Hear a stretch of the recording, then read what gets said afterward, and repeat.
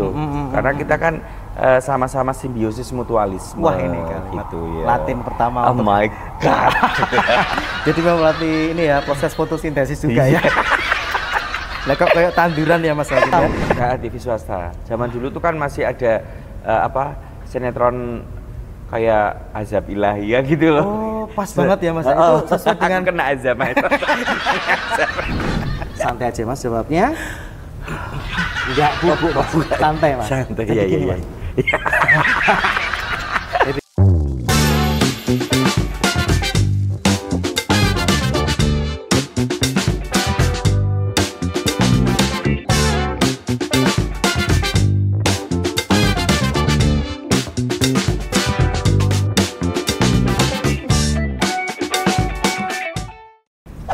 Assalamualaikum warahmatullahi wabarakatuh. Metafam bertemu dengan Dewa Mahesa. Kesempatan kali ini selamat datang di podcast. Ini edisi perdana. Dan pada kesempatan kali ini selamat datang di podcastnya Metasol FM. Kita punya podcast namanya Nyambung Nggak Sih? Iya, boleh tepuk tangannya di studio. Nah, kali ini kita akan kedatangan seorang sosok penuh dengan misteri, penuh dengan fenomena. Orang Solo pasti tahu, luar Solo juga pasti tahu. Tapi kalau saya sebut namanya, belum tentu Anda tahu. Sudah hadir bersama Dewa kali ini, narasumber di podcast Nyambung Nggak Sih? Ada Mas Joko Supriyanto. Mas Joko sopo ya itu ya? Boleh sekali lagi tepuk tangannya buat Mas Wawin Laura. Mas Wawin Laura, apa kabar? Alhamdulillah, pangestunya baik, sehat walafiat, gemoy. Ya tak lihat-lihat nambah gemoy. Iya, iya. Memang sih. tujuan hidupnya untuk hidup jadi lebih gemoy atau gimana, Mas? Lebih menikmati hidup Itu. untuk menjadi gemoy. Itu ya. Jadi kalau gemoy, siapa takut ya? Siapa takut? Nah itu dia. Tetap menjadi gemoy adalah tujuanku. Mas Wawin, terima Nggih. kasih Ya, Mas sudah Dewa. hadir di sini. Betul tadi Mas Wawin itu punya nama Mas Joko Supriyanto. Yes you. Nama lahirnya Mas Wawin itu. Lahir ceprot langsung kasih namanya Joko. Joko. Artinya Mas Joko. lanang. Lanang. Dan ini terbukti ya sampai Terbukti sekarang sampai terlihat sekarang. laki ya. Laki abis. Ini. Abis lakinya. Mas selamat datang sekali lagi kita di podcast Nyambung Nggak Sih? Karena Iya. kita mau podcast. Boleh. Tapi kalau kita mau jagong atau mau ke kondangan, jadi nyumbang nggak sih? Nyambung karena nyumbang ya. Iya. Nah, karena kita punya tagline, karena kadang yang nggak nyambung bikin makin penasaran. Nah, oke. Saking penasarannya kita tuh pengen ngobrol-ngobrol banyak sama Mas Wawin. Kira-kira nanti podcast ini akan berjalan kurang lebih 12 jam Mas Wawin. Kuwi kok ngomong tok apa karo turu? Sambil bubuk boleh. Jadi memang kesempatan kali ini podcast ini dipersembahkan oleh Metasol FM bersama Sogaristo, dan baju yang saya pakai ini Mas Wawin, Ya? ini adalah batik Danar Hadi. Oh, luar biasa. Kondang Kawentar dari zamannya Mbah Kakung, Mbah Putriku dulu sampai sekarang, sampai kapanpun ini batik punya nama tersendiri di kota Solo dan di hati seluruh pengguna batik, pecinta batik seluruh Indonesia bahkan seluruh dunia. Internasional. Oke. Betul. Ya, cinta batik kan sama juga dengan ini lurik juga. Nah ini kan juga bagian dari budaya. Betul. Kita punya kota Solo ya dengan batiknya, luriknya. Luriknya, Mas gitu. Wawin, kita akan memperkenalkan sosok seorang Mas Wawin ini. Mungkin nggak perlu panjang-panjang, mungkin banyak yang sudah tahu ini ya. Mas Wawin kiprahnya di dunia seni gitu ya. Terus yang pasti sebelum nanti kita berlanjut ngomongin sosok seorang Mas Wawin Laura, kita mau masuk ke sesi Wawin banget. Woi. Santai aja Mas jawabnya. Enggak, Bu. Santai Mas. Santai, Jadi gini, iya. Mas. Jadi gitu ya. Pilih MC di acara kecil tapi makannya enak, atau nyinden di panggung besar. Nyinden di panggung besar. Iya. Tapi mic-nya mati, Mas. Loh, nganggo mic-nya mati. Masih tetap Masih nyinden tetap nyinden ya. Iya, Sudah iya. jadi pembawaan Iya. diri Heeh. suka. Walaupun mic-nya mati pun suara gue banter. Itu loh yang saya tangkap dari seorang Wawin yang saya kenal bertahun-tahun. mau pakai mic atau tidak kok kayaknya sama saja. Iya, karena memang ini toa. Itu ya. Luwih lebar ya, cukup lebar ya. Nah, ya, Jadi model catwalk pakai sanggul melati atau MC kondangan pakai jas keren. pakai melati, sanggul melati. Sudah saya tebak pasti jawabannya itu ya. Oke Mas, mungkin banyak yang belum tahu ketika ketemu di sebuah event, ketemu acara-acara, banyak yang oh itu Mas Wawin, itu Mak Wawin, Mbak Wawin, apapun yang teman-teman sebut ya. Tapi pasti banyak yang belum tahu juga sejarahnya. Akhirnya terpikir Wawin Laura sejak kapan dan sejarahnya seperti apa Mas Wawin? Laura itu. Laura itu muncul saat aku masih sekolah di SMKI waktu itu, Sekolah Menengah Karawitan Indonesia. Oh, lulusan SMKI Mas Wawin ya. Itu aku jurusan seni tari toh. Nah, seringkali kan saya sebuah tarian itu kan lanang wedok tetap dikasih pelajaran tari. Gagah, alus, putri semuanya harus bisa menjiwai kan. Nah, di situ saat saya menarikan tarian putri itu kok menjiwai banget. Oh, kok ini yang kayak Mas Wawin menemukan inilah aku. Akhirnya jadi Laura. Laura itu sebenarnya pencetusnya juga ada teman aku juga ya, aku juga. Jadi saat itu kowe iki kaya wong londo ya. Kayak bule-bule itu kan. Waktu mudanya Mas Wawin. Iya, mudanya saya kan bule. Terus jadi Pak Le. Laura kayak Laura jenengmu Laura luar negeri lanang ora wedok ora itu mencetus dengan sendirinya. Berarti waktu awal nama Laura itu bukan langsung ketemu lanang ora wedok ora ndak? Iya, langsung. Okay. Laura lanang ora wedok ora gitu langsung. Nah, sebenarnya itu pun pertama kali sebelum ada orang tahu Laura lanang ora pertama kali saya mencetuskan nama itu. Kenapa kok lanang ora wedok ora? Kenapa nggak pakai si BANCI atau BANCONG atau apa gitu ya? Karena pengen membuat bahwa seniman itu elegan gitu kan. Seni itu elegan, tidak dikatakan atau dipandang sebelah mata. Dengan kata Laura kan kita menyamarkan dengan bahasa yang lebih halus ya? Lebih halus gitu. Oke, jadi dengan lebih halus. Akhirnya muncul tuh nama Laura. Kira-kira tahun berapa itu Mas? 95-an. Saya masih kelas 2 gitu. Kelas 2 apa itu? 2 SMKI, kelas 2 SMKI. Oh, berarti saya baru lahir tuh Anda sudah kelas 2 SMKI ya? Iya, kamu kan masih ceprotan saka watu. Oke. Terus ketika ada proses orang Wawin Laura tampil dengan perempuan layaknya kayak perempuan Jawa lengkap dengan sanggulnya, dengan kebayanya, itu apakah di tahun yang sama itu ketika nama Laura itu muncul atau setelahnya, Mak? Kalau aku tuh kalau pakai kebaya memang semenjak saya ada di salah satu sanggarnya Mas Didik Nini Tawa, malah justru di Jogja sana.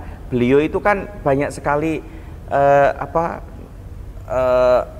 wardrobe-nya ya. Koleksi. Jadi koleksinya itu banyak sekali dan di situ kan ada beberapa, ada kebaya, ada pakaian internasional pun juga punya kan, kayak dari Jepang, dari Korea, dari ini punya semua. Nah, salah satu yang pernah saya perankan dari Mas Didik waktu itu ngasih pelajaran tari ya, itu tari Jawa, suruh menarikan tari namanya Jaimasan. Jaimasan itu Jaipongan Banyumasan. Jaipongan Banyumasan. Padahal kalau kita ngomong soal Sunda. Jaipong kan Sunda ya. Sunda. Tapi ada yang versi Banyumasan. Itu kreasi dari seorang Didi Nini Tawa atau memang? Iya, kreasinya Mas Didi Nini Tawa.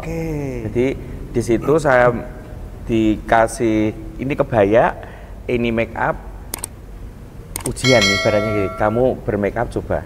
Saya pengen lihat kamu make up yang sudah pernah saya kasih pelajaran dulu tuh kamu praktekkan gitu kan. Ya udah saya praktek tuk. Akhirnya ada Mas Didi, loh kok kamu tadi ayu gitu kan. Loh kok lebih cantik daripada saya. Ayu ya wes dikasihlah wignya. Ini pakai wig ini aja. Oke. Dikasih wig, dikasih kebayanya dipakai. udah dites ujian, ibaratnya ujiannya narinya oh sesuai apa yang diharapkan Mas Didi, iso nari, iso nirokke aku nari kaya aku, berarti kowe sesuk iso dadi lulus lah istilahnya. Enggak dadi apa ke jenenge penerusku gitu kan. Wah siap. Jadi aku kayak orang itu berambisi, bukan ambisius loh ya, berambisi saya pengen menjadi sosok Didi Ninitowo pada saat nanti gitu kan. Ya wes, aku banyak belajar dari beliau di saat beliau pentas, saya ngikutin walaupun saya bawain tasnya, bawain ngelinteng baju yang sudah dipakai seperti itu. Tapi kan saya dapat ilmu, jadi nyolong ilmunya Mas Didi di saat di atas panggung. Nanti di luar itu aku dapat job tak tiru apa yang sudah Mas Didi berikan kepada penonton, layaknya saya seperti Mas Didi di situ. Oke, jadi memang banyak pengaruh dalam proses pembentukan seorang Wawin Laura, yaitu sekaligus guru, sahabat, senior, Mas Didi Ninitowo. Mas Didi itu yang mengawali untuk job. Awalnya kan memang saya penari toh Mas, jadi tidak semata-mata langsung tahu-tahu Wawin Laura iso gitu enggak. Banyak belajar dari sang maestro, ada Bu Yati Pesek, saya ndagel sama Bu Yati itu kan lebih cenderung ke seni tradisi. Jadi Mas Bu Yati Pesek waktu itu saya desain itu diajari ya, selain nari ya kamu harus bisa main ketoprak gitu kan. Oke, Mataraman, main ketoprak, main wayang wong kayak gitu kan. Nah, dari situ pun aku belajar banyak dari Bu Yati. Bu Yati di atas panggung kan biasanya walaupun tetap ada sentilan lucu-lucunya kan. Nah, aku belajar dari situ. Dari Yati Pesek juga. Nah, berarti itu di sekitar era pertengahan hingga akhir 90-an. 90-an, 95-an lah itu, 95-an gitu. Sampai tahu-tahu saya bareng show dengan Abah Kiron, ya toh, kan Bu Yati Abah Kiron berteman toh. Nah, akhirnya Abah Kiron tahu loh, kamu kok narinya persis Ninitowo, sesuk aku melok ludruk. Dibawalah ke Jawa Timur. Mbah Kiron, Abah Kiron di Madiun. Nah, di situ. Mas Wawin ketika berproses, tanggapan keluarga seperti apa? Oke, yang awalnya tahunya adalah Mas Joko ini tiba-tiba bertransformasi menjadi seorang Wawin Laura. Keluarga besar apa keluarga bapak ibu? Keluarganya besar semua ya? Besar semua. Maksudnya keluarga besar. Keluarga inti. Kalau bapak ibuku sih welcome. Beliaunya support, malah memberikan ruang kepada saya. Ayo kamu harus bisa seperti beliau. Kamu harus bisa seperti ini. Dan kamu harus belajar dengan mereka. Maksudnya beliau-beliaunya. Jangan cuma sekedar iso-isonan, jangan. Karena percuma kalau kamu dipandang sebelah mata tapi kamu tidak punya talenta yang kamu pamerkan kepada mereka gitu kan. Keluarga istilahnya secara umum mensupport apa yang dilakukan Mas Wawin. Yang penting positif gitu aja. Nah, Mas, sebuah torehan sejarah seorang Wawin Laura cukup menggebrak warga kota Solo dan ikut berbangga atas apa yang dilalui seorang Wawin ketika masuk dalam film Finding Sri Mulat tahun 2013. Cerita dong Mas sama pengalamannya, kok bisa akhirnya ikut di Finding Sri Mulat. Seorang Wawin dengan kebaya dan sanggul melatinya itu. Pripun ceritanya Mas? Ceritanya panjang asli nih, saking panjangnya Mas. Saya nggak suka panjang-panjang Mas. Sukanya pendek tapi agak tebel loh Mas. Benso silo nek panjang. Wah, ceritanya gini Mas. Jadi awal dulu kan aku ikut gabung dalam Sri Mulat, bukan Sri Mulat Junior, bukan. Karena saya kan dekat dengan beliau-beliaunya, ada Bu Juju, ada dan lain-lain lah. Lah Bu Juju itu sendiri kan ibarat seperti kayak ibu saya kan. Setiap kemana-mana acara arisan, tak kumpul apa aja gitu kan. Win kayak mau nggak ikut gabung Sri Mulat di Jakarta gitu kan.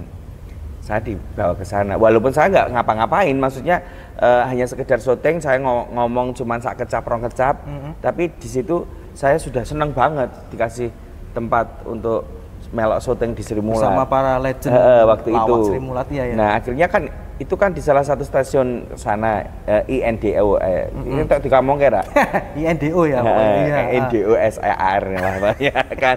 Nah di sana banyak kan namanya produser kan saya cari ya caper lah ibaratnya wong di Jakarta kan pengennya nah itu aku go nasional gitu ya.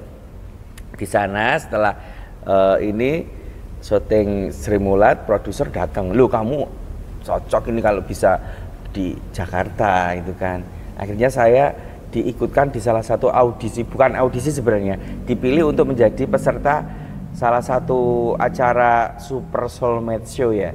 Waktu itu sama Mas Benjo, almarhum Mas Benjo ya. Benjo punya grup Tim Lo itu ya yang legend ya. Nah itu legend kan. Di sana aku ikut di situ dibelajari apa pokoknya kamu nanti bisa untuk menjadi yang nomor 1 gitu kan. Tapi saya minta kamu ikutnya saran saya dari produsernya gitu. Oke. Nah sampai ketiganya aku beral karena saya nggak ikutin sarannya.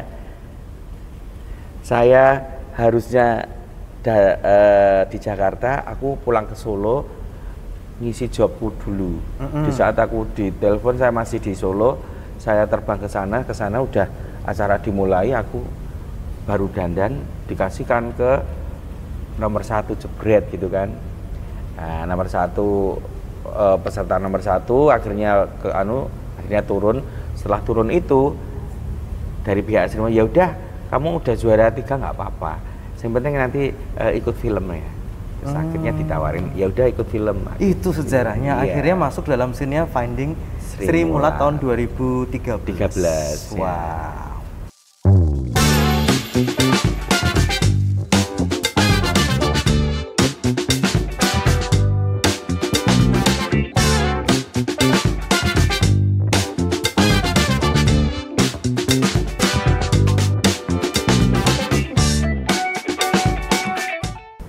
Oke, jadi seperti itu perjalanan seorang Wawin Laura akhirnya bisa main film. Berarti kali pertama itu Mas main film? Main filmnya pertama, tapi sebelumnya udah main sinetron sih waktu itu. Oh iya?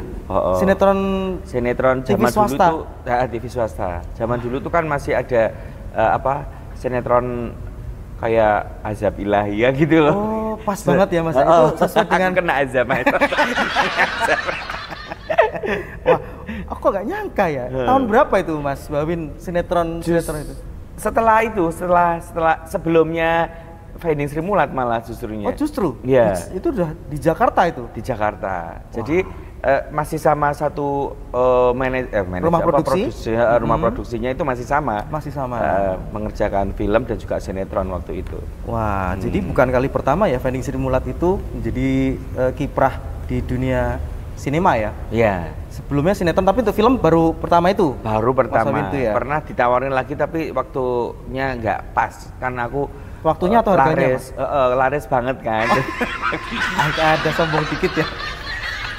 Ya. Saya menduga pasti harganya nggak pas nih. Enggak.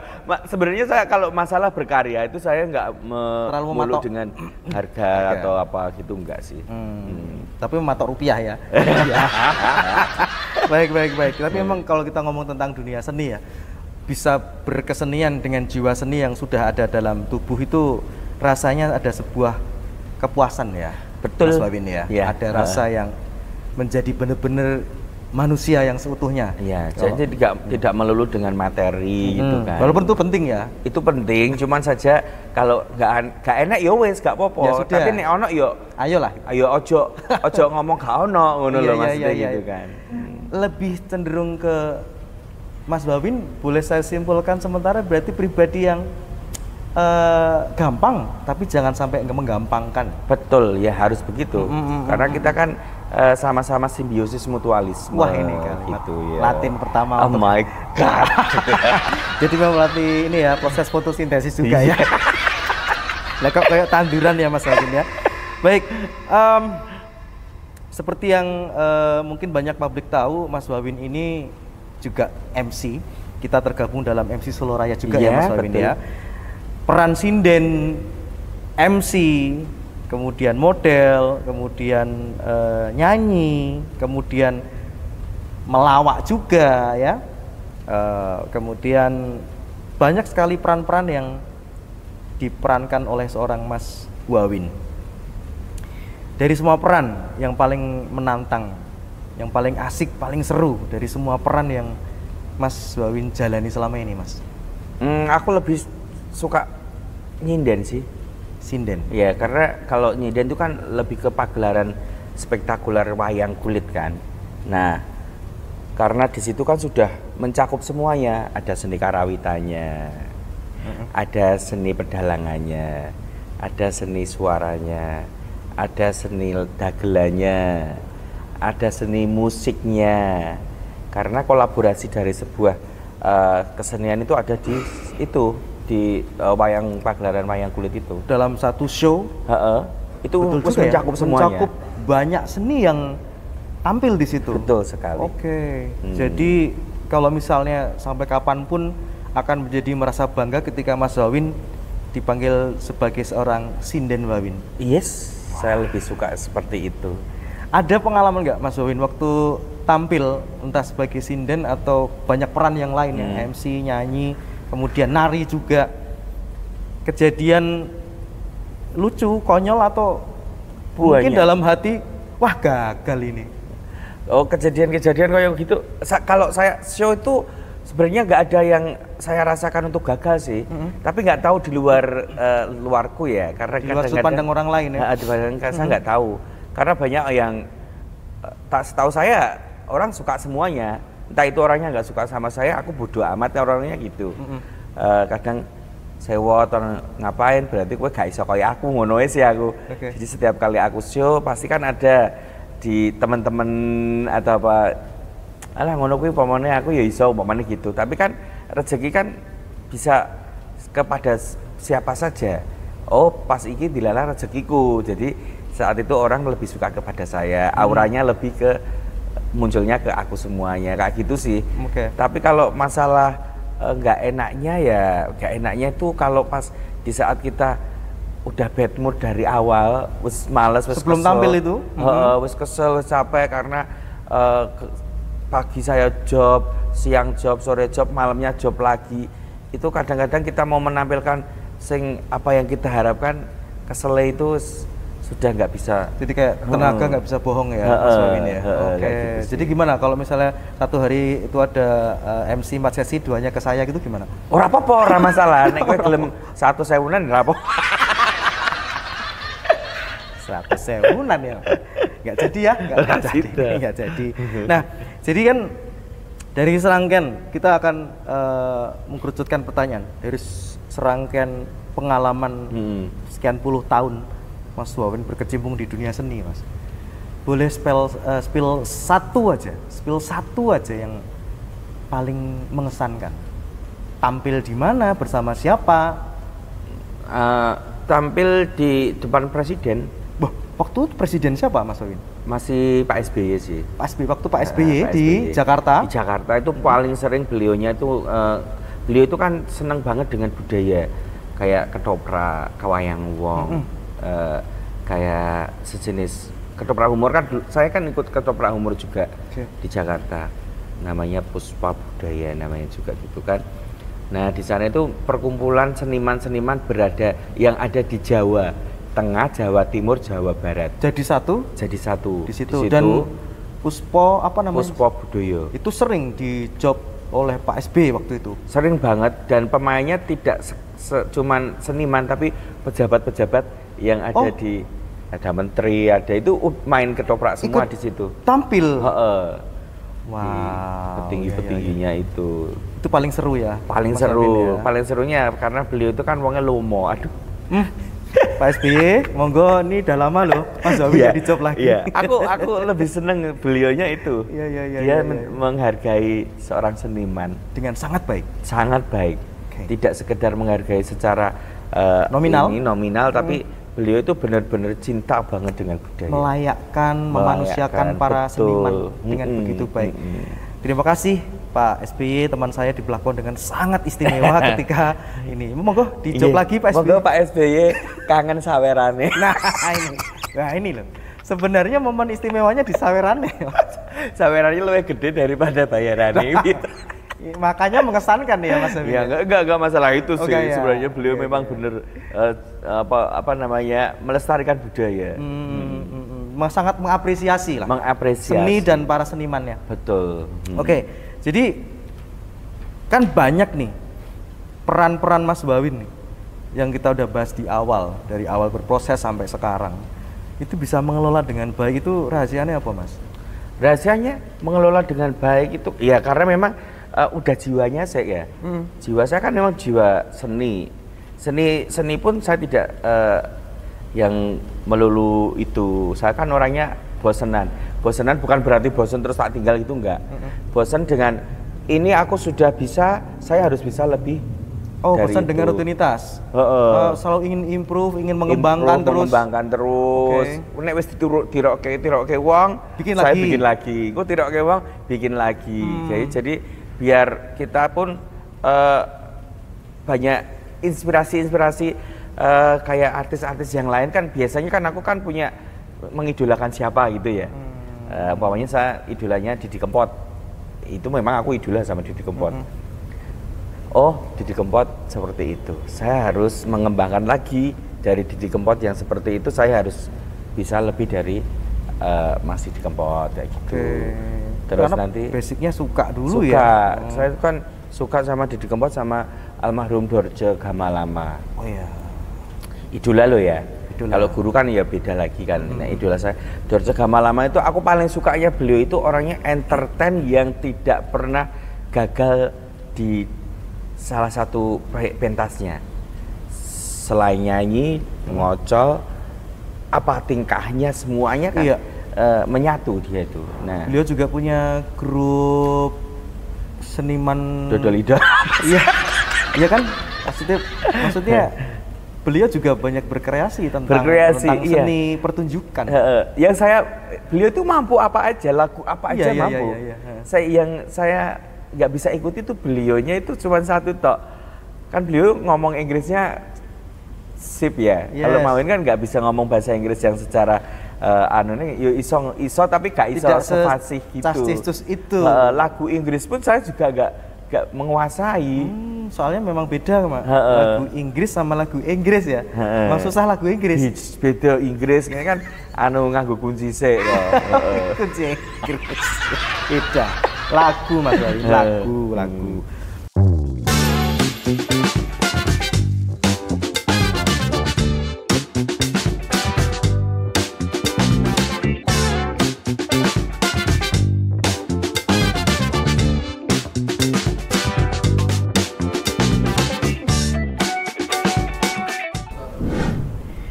Mas Wawin, hal yang paling mengejutkan yang Mas Wawin pelajari tentang potensi diri sendiri Mas, yang akhirnya mungkin dalam suatu malam sebelum tidur atau dalam perenungannya kan pasti ada waktu untuk diri sendiri, berbicara dengan diri sendiri tentang potensi diri, tentang evaluasi diri. Hal apa sih yang pernah Mas Wawin temukan pada saat hal seperti itu? Misalnya menemukan, wah ternyata aku bisa ini pas lagi merenung malam hari, menikmati es teh kesukaan Mas Wawin, sambil nyeruput tiba-tiba, oh aku harus bikin ini, seperti itu. Itu apa Mas yang paling mengejutkan sepanjang perjalanan karir? Kalau aku tuh kan senangnya yang tadi udah tak ceritakan, pengen sesuatu yang baru, kayak gitu kan. Apa itu Mas? Yang sebutin satu aja yang sesuatu yang benar-benar baru dan mengejutkan. Oh, ternyata aku bisa begini loh. Nyanyi, rekaman. Oh iya, sebelumnya belum terbayang itu? Belum terbayang. Rekaman? Karena rekaman gini, aku membayangkan bisa rekaman, tapi sopo sing ngarep ngerekam gelem karo swaraku gitu kan. Waktu itu kan gitu. Sing ngerekam ya sopo. Nah, suatu saat di saat saya merenung, aku sambil nulis lagu sih, walaupun aku nggak bisa musik loh, aku nggak bisa musik.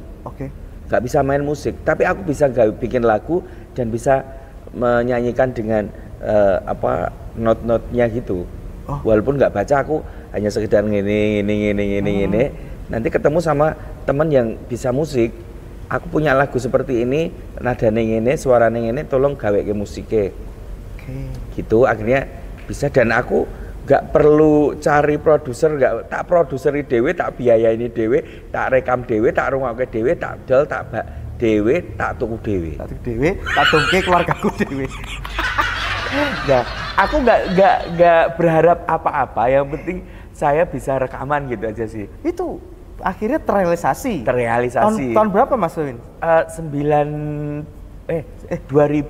enggak toh, lebih 2022. Ya, singlenya berjudul jadi sebenarnya saat dulunya tahun 90-an ada. Cuman waktu itu kan pita, belum ada kaset pita.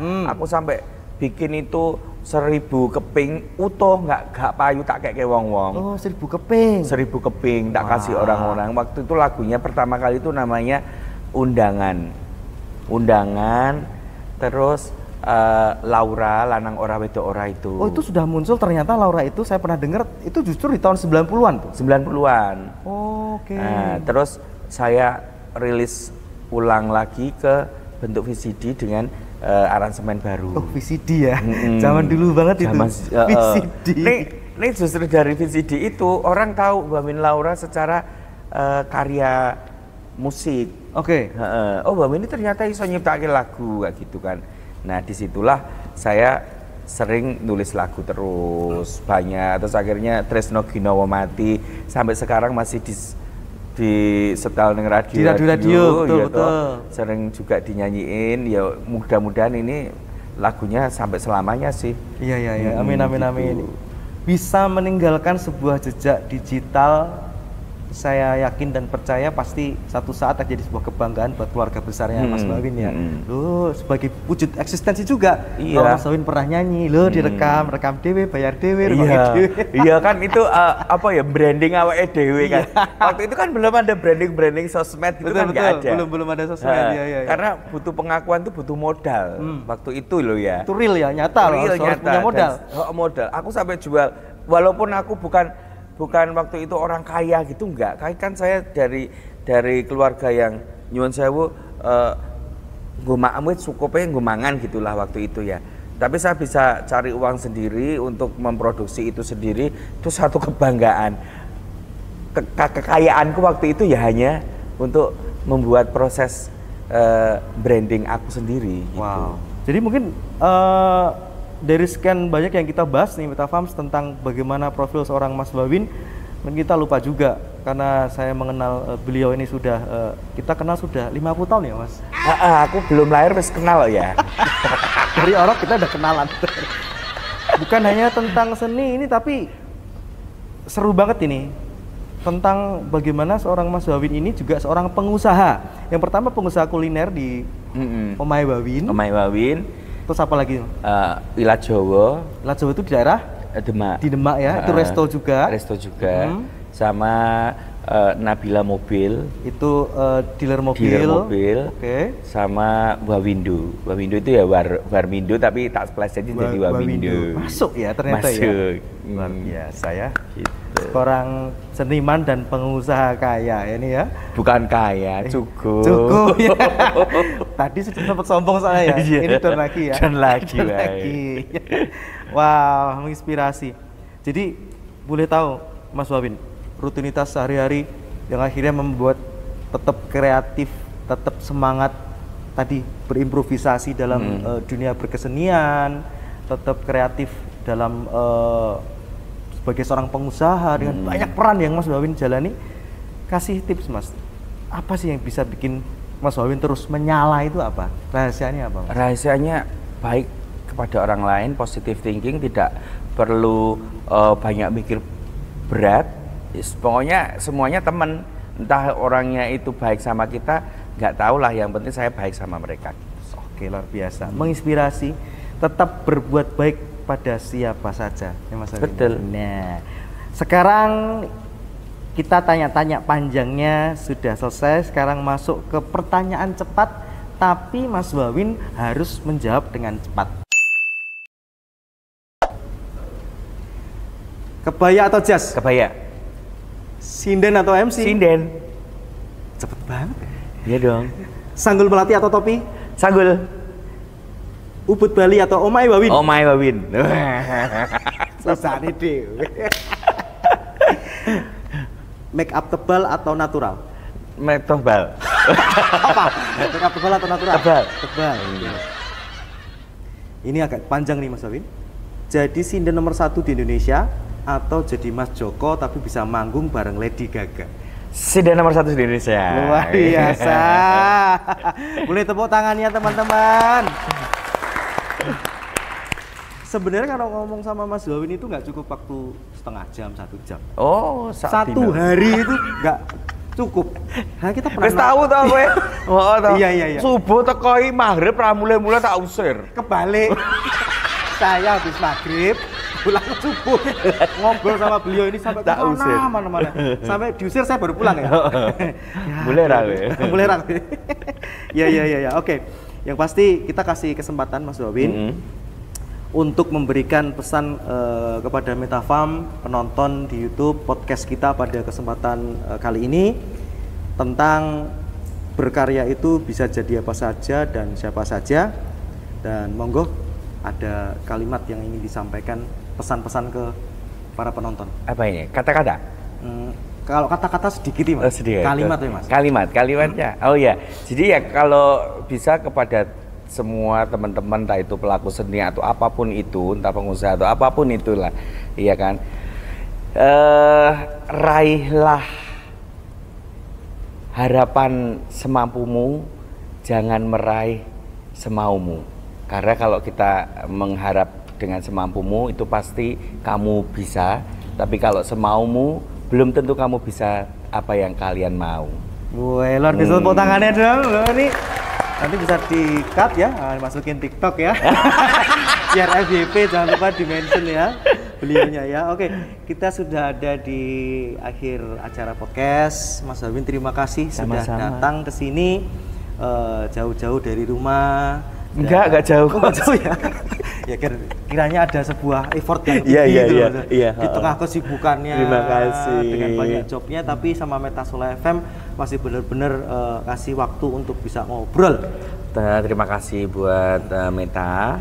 Pokoknya semuanya dengan awalnya ini nanti bisa lebih berkembang, lebih dikenal di seluruh Indonesia bahkan mancanegara. Amin. Terima kasih. Nah, sampai ketemu lagi di acara Nyambung Gak Sih? Podcastnya Metasola FM. Jangan lupa subscribe YouTube kita, akun Metasola FM ya di YouTube ya. Jangan lupa subscribe, like, share ya. Pokoknya terus support kita, terus kita moga-moga terus bisa kasih input yang positif dan menginspirasi bersama tokoh-tokoh bintang tamu yang menginspirasi juga. Oke. Yang jelas podcastnya Nyambung Gak Sih? Podcastnya Nyambung Gak Sih dipersembahkan oleh Metasola FM bersama Sugaresto. Terima kasih untuk batik danar hadinya.